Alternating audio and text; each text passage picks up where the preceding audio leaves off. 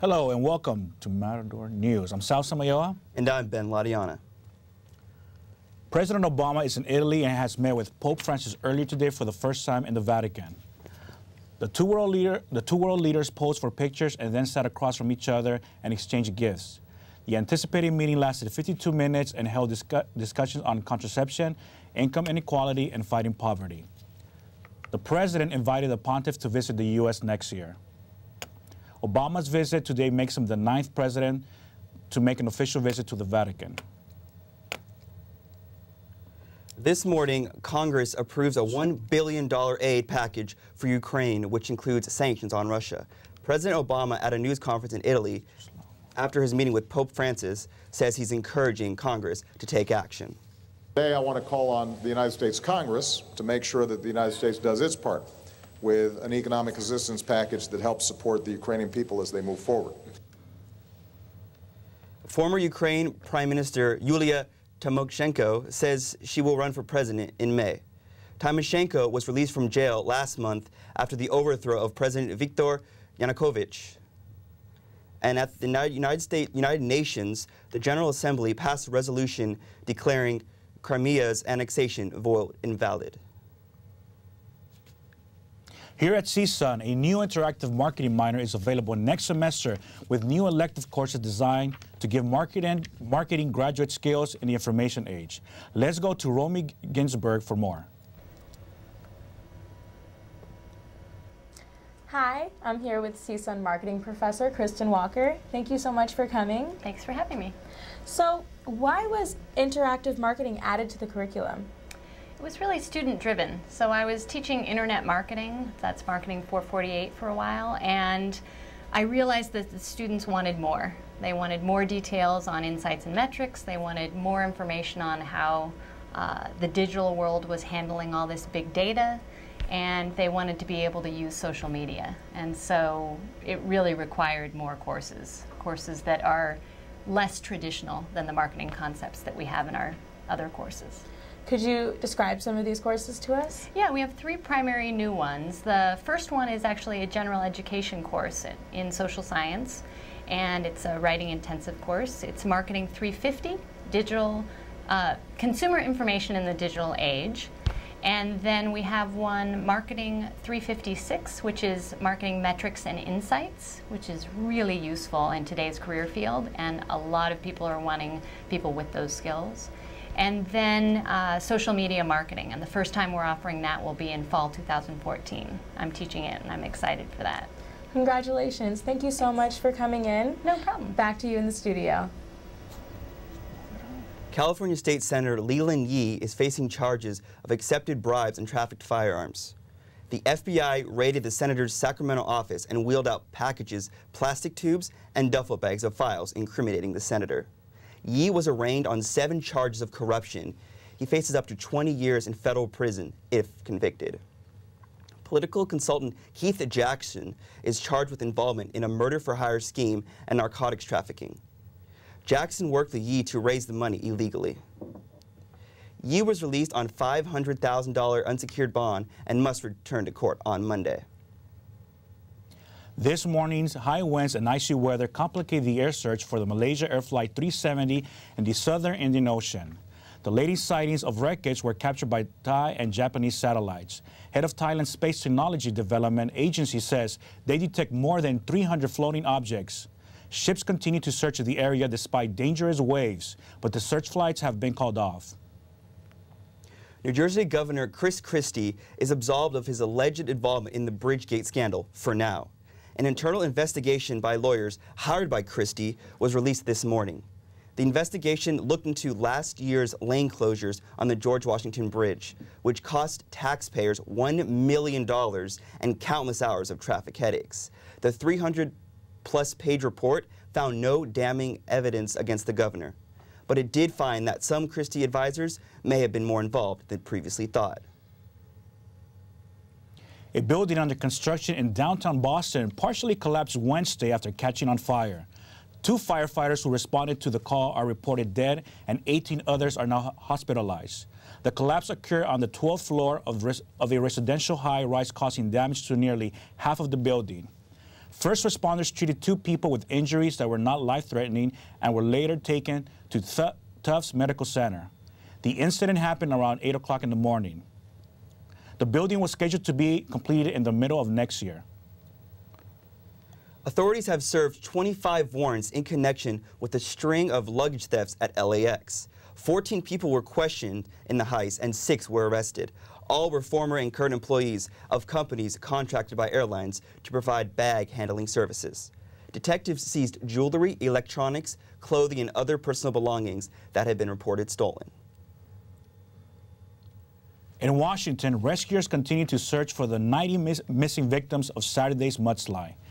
A helicopter rescue team spotted a 4-year-old boy under a pile of concrete during a flyover on Saturday. The team recorded the dramatic rescue and released the footage on Wednesday. Jacob Spillers is among the lucky survivors as unofficial death toll rises to 24. Jacob's mother was at work during the mudslide and was not able to get back to the house. The little boy's father and 3 half-siblings have yet to be found.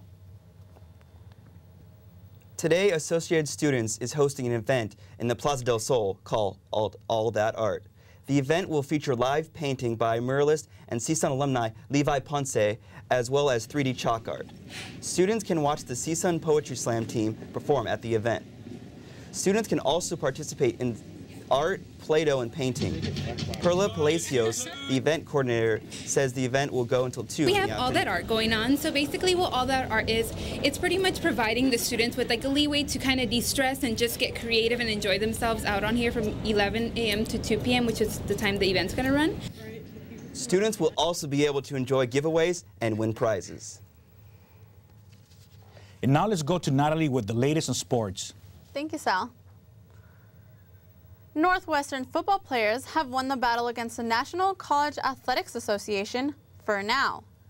The football players got approval from the Regional National Labor Relations Board for a union as employees of the school. Northwestern University officials say they plan to appeal the decision to the National NLRB office. Former Wildcat quarterback Kane Coulter says the players are fighting for benefits. The question isn't whether we should be paid, it's whether we should have guaranteed on certain benefits and certain resources should be provided to us. What this action was is finally getting players a voice, giving them a seat at the table so that they can finally have something in place that's going to represent them. The players would still have to vote on whether or not to form a union. Now let's go to the newsroom with Timothy Whitfield with more on the story. Thank you, Natalie. CSUN students say they feel differently about the agreement to unionize student athletes. Volleyball player Nolan Preston and soccer player Cynthia Tafoya say the union may not be necessary. It's going to be very time-consuming in college, and we already receive benefits, things like scholarships and things of that nature, free tutoring for athletes, things the school provides. So no, I don't necessarily agree that this type of thing should be, unionized, or we should be treated like employees with a wage and other benefits. I could see how people would feel that they should, deserve compensation for that. And obviously there's benefits to that where, they have rights just as any other employee would. But as for me, I just don't believe that. The approval for student unionization will take some time before the ruling actually affects California campuses. Now back to you. College basketball fans, get excited. March Madness is back with the Sweet 16 starting this afternoon. Number 4 seed UCLA takes on the overall number 1 seed Florida Gators. Surprise teams Dayton and Stanford will be facing off, fighting to stay alive in the tournament. The winners of these games will go on to the Elite 8. If the tournament outcomes continue with its current trend, expect lots of upsets. Coverage begins at 4 in the afternoon with Dayton versus Stanford and Michigan versus Tennessee. LA Dodger pitcher Clayton Kershaw will be missing the U.S. opener due to back problems. An MRI shows an inflamed muscle. Kershaw thinks the injury is not too severe and expects to be back soon. Dodger manager Don Mattingly says the organization is just taking precautions. Kershaw signed a 7-year, $215 million contract with the team this past winter. Pitcher Hyun-Jin Ryu will most likely replace Kershaw for Sunday's game against the San Diego Padres. Now back to you. And now to Stephanie Murguia with the latest on business. Thank you, Ben. Facebook buys yet another company. The virtual reality headset company Oculus is bought by mega company Facebook for $2 billion. Oculus was started through Kickstarter in 2012. The deal includes $400 million in cash and $1.6 billion in Facebook stock. Facebook plans to use its technology for communications, media, and other forms of entertainment. The deal is expected to close in the second quarter of 2014. Apple is pledging to make emojis more diverse. The tech giant is rolling out a new set after many celebrities and internet users signed petitions for a more multicultural emoji selection. The basic list is developed and maintained by a nonprofit organization in Silicon Valley. Don't get too excited though, Apple is keeping their lips sealed as to when the new racially diverse emojis will hit the interweb. Now back to you, Ben. And now to health. The measles are breaking out faster than ever in Southern California. Approximately 47 cases, about 9 times more than last year. Orange County leads the pack with 21 confirmed cases. San Diego Health Department official Eric McDonald says measles has obvious symptoms.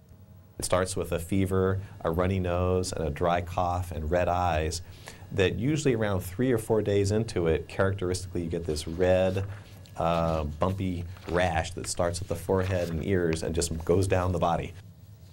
Measles are extremely contagious and can be very severe. The disease can spread through the air and through direct contact with an infected person. Officials say the best defense is to get the immunization. Additional time is available for those who still need to apply for Covered California. People with a pending application will receive assistance by April 15th. The extension is to accommodate special circumstances. The exceptions include getting married, having a baby, and a change in income, amongst others. For all others, the deadline remains March 31st. Now back to you. A star of the television show Scandal has been caught up in an altercation. Stephanie Murguia has more on this story. Thank you. In LA, Scandal star Columbus Short gets arrested after leaving a man brutally beaten during a bar fight. The actor was taken into custody late last night and released after paying a $50,000 bail. The fight broke out after a 37-year-old man was allegedly bad-mouthing Short's wife. Prosecutors are accusing the actor of battery felony. This is not the first time Short was accused of battery. In 2010, he was given a 3-year probation after getting in an altercation with a man at the gym. An arraignment is yet to be set for the case. Coachella Music Festival is creeping up in just 2 weeks. Thousands of hipsters are packing up their cutest Urban Outfitters get-ups for the first weekend starting on April 11th through the 13th. The second weekend is kicking off on April 18th through the 20th. Weekend 1 artists include Beck, Muse, Foster the People, Kid Cudi, Lorde, Pharrell, and brace yourselves, Outkast. And the list continues. The festival kicking off in Indio is sold out. For those brave enough to check on Craigslist, may the odds be ever in your favor. Now to real news. 2 curious orangutans escaped their enclosure in their Indianapolis Zoo. An 8-year-old orangutan named Rocky dismantled a webcam and invited his buddy Canopy to help him explore other enclosures. Zoo officials say orangutans are clever, smart, and curious like toddlers. Both Rocky and Canopy were lured back to their enclosures with candy. That's all for today. Thank you for watching Matador News. I'm Ben Ladiana. And I'm Samayoa. Have a great day.